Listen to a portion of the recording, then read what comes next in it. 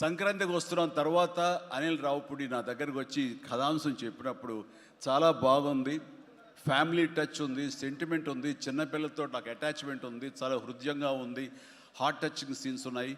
ఇలాంటి సినిమాకి ఆ కామెడీ జోనర్ సినిమా కలిస్తే కనుక నీ స్టైల్లో చాలా బాగుంటుంది. నాది ఒక ఎస్పీజీ క్యారెక్టర్ కాబట్టి ఇది నేను కొంచెం వైవిధ్యంగా డిఫరెంట్గా చేస్తే కనుక డెఫినెట్లీ బాగుంటుంది. డిజైన్ చేద్దామంటే అస్సలు వైవిధ్యం వద్దండి. మీరు ఏ సినిమాలు అయితే గతంలో చేశారో, ఏ దొంగ మొగుడు, ఘరణ మొగుడు, రౌడీ అల్లుడు, అన్నయ్య, ఇలాంటి సినిమాలు ఏవైతే ఉన్నాయో, ఇది చంటబ్బాయి, నాకు అలా ఉంటే చాలు.